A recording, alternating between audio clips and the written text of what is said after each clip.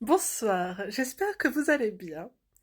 Alors, je vais vous accueillir dans mon salon pour faire un peu une éducation à la civilité des grossièretés que l'on peut entendre au quotidien.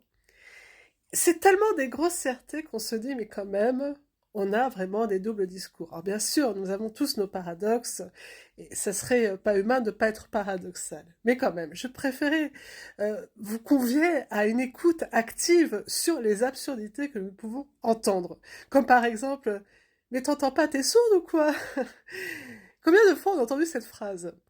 Et combien de fois, en plus, ça peut s'avérer. Ah mince, j'allais faire une faute d'orthographe. Être vrai, c'est vrai, on dit peut être vrai, pas s'avérer être vrai. Non, j'ai fait aussi un pléonasme, mince. Oh mince, alors, c'est encore mes problèmes de 10.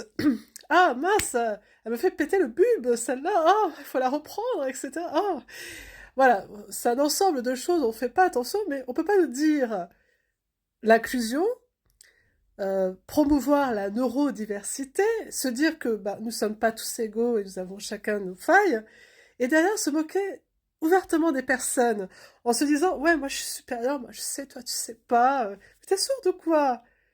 C'est pas des réflexions que l'on fait, ou même quand par exemple dans la rue, on vous croise pour vous dire oh mais t'as grossi, oh mais t'as maigri. Moi je sais pas, mais je passe pas mon temps à faire ce genre de remarques déplacées aux personnes, comme est-ce que tu travailles? Tu travailles aujourd'hui, etc.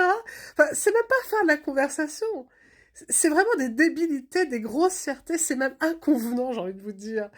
C'est tellement inconvenant que en fait, il va falloir remettre les choses dans les règles.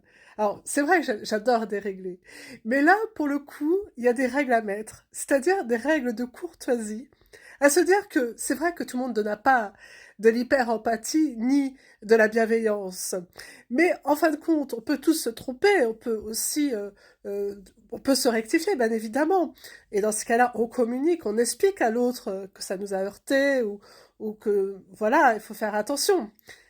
Pour ma part, quand je suis venue sourde, c'est vrai qu'on s'est pas habitué à ma surdité.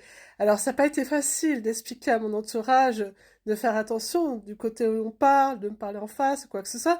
Et des réflexions comme ça, ou même de personnes qui ne vous connaissent pas, reviennent souvent. Mais t'es sourde quoi? Bah oui, bah oui, je suis sourde. Et je fais pas exprès. Même ça se voit pas. C'est un handicap invisible. Ah, bien sûr qu'il y a des situations, il y a des voix, il y a de la fluidité, il y a des conditions qui vont être plus difficiles pour moi. Mais en tout cas, on peut pas comparer une surdité avec une autre, et en même temps, on peut pas croire que parce qu'on ne montre rien, qu'on n'est pas sourd. Ça aussi, ça va mettre un masque social. Car vous savez, dans un café, je ne comprends pas très bien les conversations. Alors souvent, je ne fais pas répéter tout le monde. Sinon, ce serait une perte de temps. Alors, je m'adapte. Et souvent, on ne fait pas attention. Ça s'appelle le handicap invisible. Où on se sent seul parfois. Mais c'est comme ça, on s'adapte. Comme essayer de vous appeler de loin ou de derrière ou d'en face. On sait que vous êtes sourd, mais on fait exprès de pas le comprendre. Ah, mais tu m'as pas entendu? Combien de fois je t'ai dit qu'il faut me parler en face, en fait? Je te snobe pas. Je suis sourde. Et je le fais pas exprès. Comme aussi certaines personnes qui disent je me fais passer pour une sourde. Ben, je suis sourde, j'ai des examens. Je n'ai pas inventé ma surdité. D'ailleurs, tu me parles l'oreille droite, j'entends pas. Hein. Et quand je mets aussi un casque, si je mets juste d'une seule oreille, j'entends pas. Je suis obligée d'avoir double oreillette. Ah oui. Et sachez que en fait, le casque, il faut avoir un bon casque. Faut pas confondre ne pas mettre de casque et avoir un bon casque. Ça aussi, c'est une nuance. Ça s'appelle aussi une grossièreté. Et puis, là, je n'ai pas besoin de casque pour faire la vidéo. Pas du tout. C'est pour ça que j'ai mis le serpent qui se mord la queue. C'est une belle métaphore. Ah oui, je suis très forte pour les métaphores. Car j'ai aussi mon propre langage. Car la neurodiversité, c'est aussi une autre façon de penser. Et c'est pas parce que notre façon de penser est différente qu'elle n'est pas vraie.